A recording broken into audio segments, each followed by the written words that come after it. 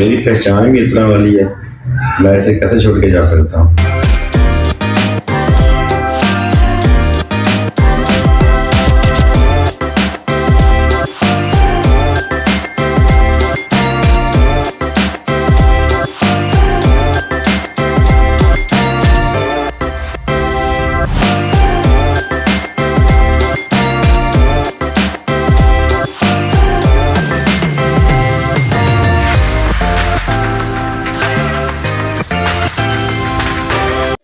بسم اللہ الرحمن الرحیم۔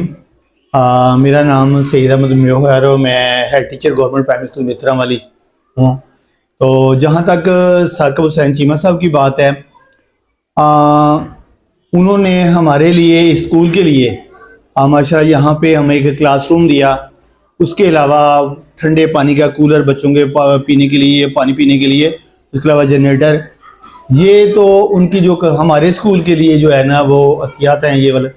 اور اسی طرح جو ہے وہ ہائی اسکول میترام والی کے لیے بھی ان کی بہت ساری خدمات ہیں، جہاں پہ انہوں نے اسکول کے لیے بہت سارے کام کیے ہیں، فلٹریشن پلانٹ کے حوالے سے اور دیگر جو بلڈنگ جو ہے اس کی تعمیرات کے حوالے سے۔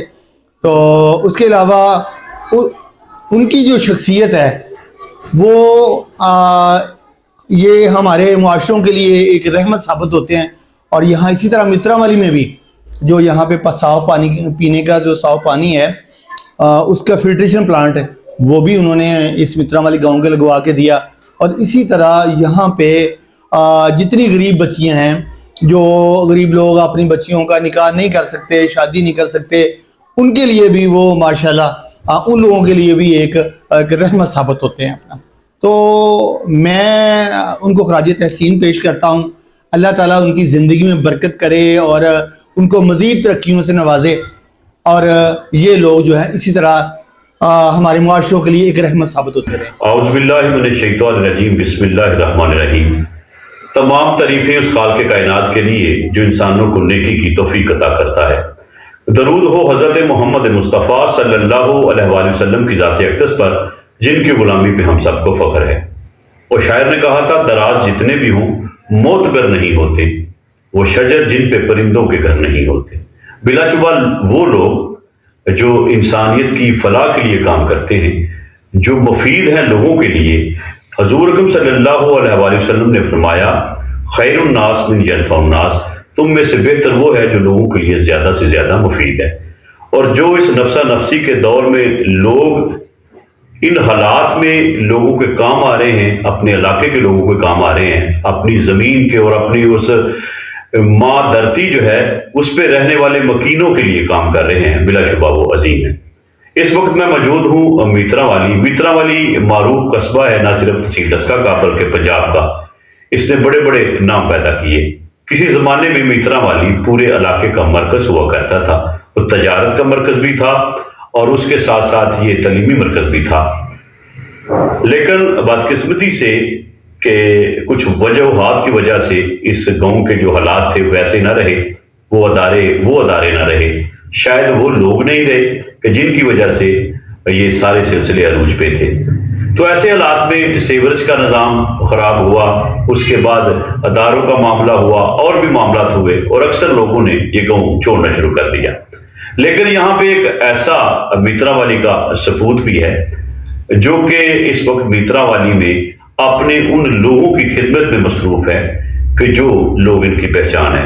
اور میں یہ سمجھتا ہوں اصل ہمارے ہیرو وہی لوگ ہیں جو اپنے علاقے میں رہ کر اپنے علاقوں کے لوگوں کے لیے کام کرتے ہیں۔ شہر چاہ کے بڑی کوٹھی بنا لینا، یا کسی بڑی کالونی میں یا کسی بڑے ٹاؤن میں بڑی کوٹھی بنا لینا والا بندہ بڑا نہیں ہوتا، بڑا وہ ہوتا ہے جو کہ اپنے لوگوں کے لیے کام کرتا ہے۔ میرے ساتھ اس وقت موجود ہیں چودھری ثاقب صاحب۔ بلا شبہ میترام والی میں کوئی بھی پروگرام ہو، کوئی ویلفیئر کا پروگرام ہو، تعلیمی اداروں کا کوئی پروگرام ہو، فنڈز کی بات ہو، تو ہمیشہ اس شخص کو ہراول دستہ پایا ہے تمام لوگوں نے، اور جس ادارے نے اس شخص کو، نوجوان کو بلایا ہے، انہوں نے لبیک کہا ہے۔ تو آئیے آج میں آپ کی ان سے ملاقات کرواتا ہوں۔ جی السلام علیکم جی، السلام۔ سر پہلے نمبر تو بہت شکریہ، آپ بہت مصروف ہوتے ہیں اور صاف ظاہر ہے کہ آپ دیار غیر میں رہتے ہیں اور یہاں پہ 2-3 ماہ کے لیے آتے ہیں، مصروفیت آپ کی بہت زیادہ ہوتی ہے، بہت شکریہ۔ سب سے پہلے ہمارے جو دیکھنے والے ہیں ثاقب چیمہ صاحب کے تعارف کے حوالے سے یہ جاننا چاہتے ہیں کہ جب مترا والی کے حالات اس طرح ہو گئے کہ لوگ یہاں سے گاؤں چھوڑ کر دوسرے شہروں میں شفٹ ہو رہے ہیں، تو ایسے میں آپ نے اپنے سارے معاملات، ڈیرا اور اپنی رہائش اور سارا سلسلہ ادھر رکھا ہے، اس کی خاص وجہ؟ میری پہچان ہی اتنا والی ہے، میں اسے کیسے چھوڑ کے جا سکتا ہوں؟ کوئی آدمی اپنی پہچان کو بھی چھوڑ کے جا سکتا ہے؟ میرا جینا مرنا ان لوگوں کے ساتھ ہے، اپنے گاؤں کے لوگوں کے ساتھ ہے۔ جی بہت شکریہ۔ تو یہ بتائیں خصوصی طور پہ جب ہم ماضی میں جاتے ہیں، تاریخ کا مطالعہ کرتے ہیں، ہم خود بھی مترا والی میں آ کے پڑھا کرتے تھے، تو ان تعلیمی اداروں پہ آپ خصوصی طور پہ شفقت فرماتے ہیں، اور تعلیمی ادارے وہ ادارے ہوتے ہیں جن کو کوئی والی واس نہیں ہوتا، لیکن آپ خصوصی طور پہ مترا والی پرائمری اسکول کی بات کروں، لاکھوں روپے آپ نے وہاں ڈونیشن دی، کمرے تعمیر کروائے، مترا والی انٹر کالج کی بات کروں، یا اسی طرح ہائی اسکول میں بھی آپ جاتے رہتے ہیں، تو ان تعلیمی اداروں کے ساتھ آپ کی وابستگی کی خاص وجہ اور اتنی سرپرستی کی وجہ؟ کوئی قوم بھی اس وقت تک ترقی نہیں کر سکتی جب تک وہ تعلیم پہ انویسٹ نہ کرے۔ ہماری بدقسمتی یہ ہے کہ ہم نے تعلیم کو پیچھے چھوڑ کے دوسرے غیر ضروری جو کام ہیں ان کو آگے رکھا ہوا ہے، اور اسی وجہ سے میں ایک تھوڑا سا شعور دینے کی کوشش کر رہا ہوں کہ اگر ہم نے دنیا کا مقابلہ کرنا ہے تو علم کے ساتھ کرنا ہے، جہلیت کے ساتھ دنیا کا مقابلہ نہیں ہو سکتا۔ اس کے علاوہ آپ کی جو ماشاءاللہ یہاں پہ سماجی خدمات ہیں، ایک تو یہ ہے کہ آپ نے وہ پانی کے حوالے سے بھی یہاں پہ کام کیا، تو اس حوالے سے میں چونکہ مجھے پتہ ہے آپ بات ہو رہی تھی کہ آپ کہتے ہیں یار میں اللہ کی رضا کے لیے کر رہا ہوں، لیکن آپ سے پوچھنے کا مقصد یہ ہو سکتا ہے کچھ اور مہیر حضرات اس پروگرام کو دیکھ کر وہ بھی اسی طرح اپنے اپنے علاقے کے لوگ ہوں، تو آپ تھوڑی سی اپنی جو خدمات ہیں ان کا ذکر کر دیں۔ جی اصل میں یہ ہے کہ ہمارے گاؤں کا پانی خراب ہو گیا تھا، اور نہر سے نہ جو پانی ہے وہ بالکل صاف تھا، تو کچھ لوگوں نے، دوستوں نے مشورہ کیا کہ کیوں نہ کچھ بوڑھے لوگ ہیں، عورتیں ہیں، وہ نہر کے پل سے پانی نہیں لا سکتے، تو اس وجہ سے ہم نے گاؤں میں وہ پائپ لائن بچھا دی کہ ان لوگوں کو آرام ہو جائے، بچوں کو، بوڑھوں کو، عورتوں کو۔